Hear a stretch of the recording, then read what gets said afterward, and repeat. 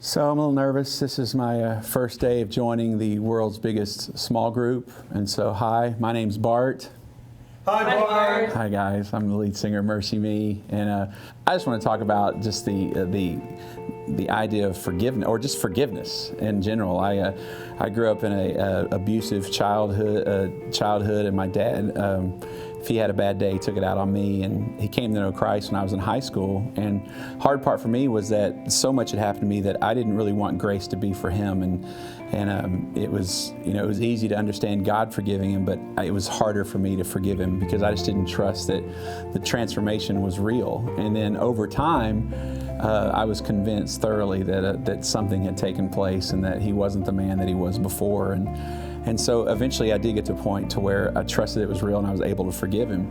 And I think a lot of people maybe don't struggle with abuse, but we definitely struggle with the ability to forgive someone. And I remember growing up in my church, and they would just tell me, well, it's, God commands you, you've got to forgive, and 70 times 7, that kind of stuff. And that's true, but sometimes that makes it even harder to do it when you're told to do something like that. But I can tell you from experience, and I'm sure everyone can relate, we're not forgiving someone just for their sake, to let them off the hook, or whatever you want to call it.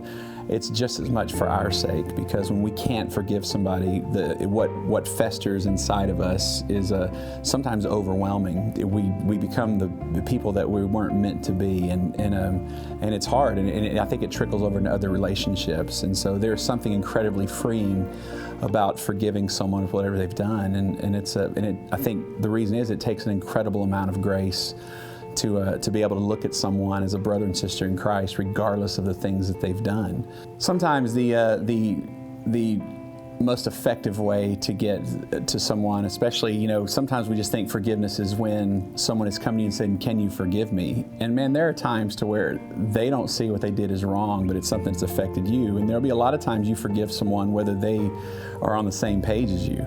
It doesn't mean that we're all going to hold hands and run off into the sunset. There may still be a wedge between the relationship, but it's still our obligation as believers to forgive them and treat them with grace. And so in those instances, and what comes to mind is, it's in a way it's kind of kill them with kindness, but Romans 12:20 says, "Instead, if your enemies are hungry, feed them. If they are thirsty, give them something to drink. In doing this, you will heap burning coals of shame on their head." And I know it may sound a little harsh, but the idea is that sometimes they're ready for a fight, and the thing they're not expecting is you to love them as Christ would and forgive them. And sometimes the most effective, to where it'll eat at them, and you ultimately want reconciliation, but not only reconciliation, but reconciliation in Christ. And so yeah, it's kill them with kindness and love them any way possible, because I guarantee it's something they're not expecting.